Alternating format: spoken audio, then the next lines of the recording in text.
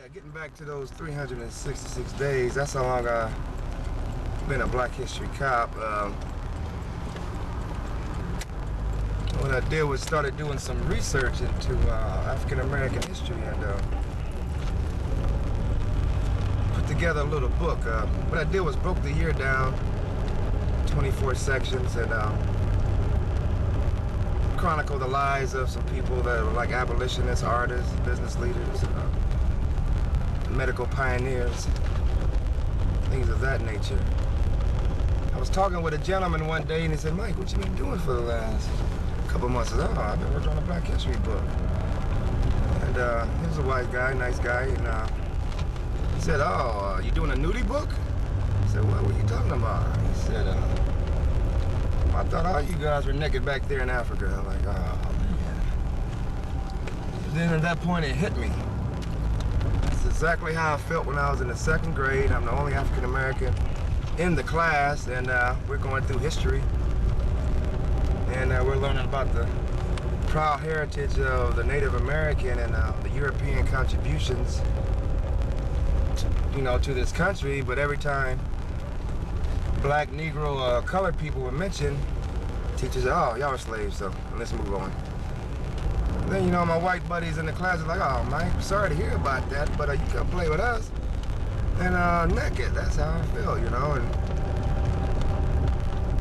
now, I always knew a lot of things about contemporary and current affairs, but as far as history, really didn't hit me till last year. A friend of mine, he called me from Indianapolis. He gave me this Black History quiz. And those 20 questions, I got one right. And that was, what city was the march on Washington held in? D.C. So I had to do something about that. I had to go, look some things up, find something out. Messed around and stepped in some Black history and couldn't shake it off.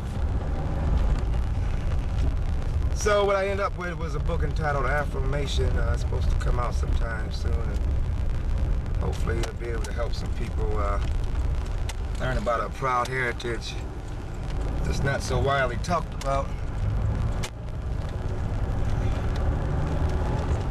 And I guess it's been about 2 months ago, as I was involved in all this research, and I got to thinking, Black history, American history. And it just hit me that American history is segregated. You got Black history, you got American history. How can you separate it? Just like we riding around in this car, a brother named Elijah McCoy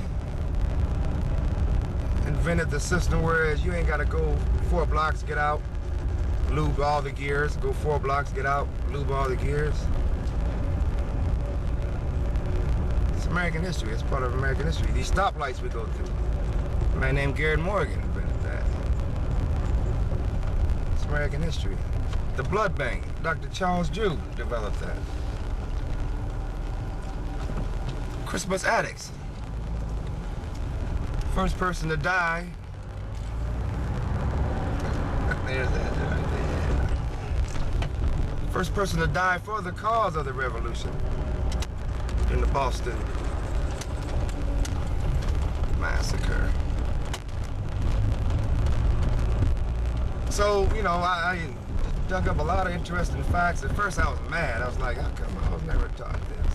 Then instead of just sitting around and being mad, I said, well, let me try to put it in a way where I can share this with the general public. We're gonna make a stop in right over here on 27th Street. Got a little Black History party going on, and we're just gonna go inside and check this out.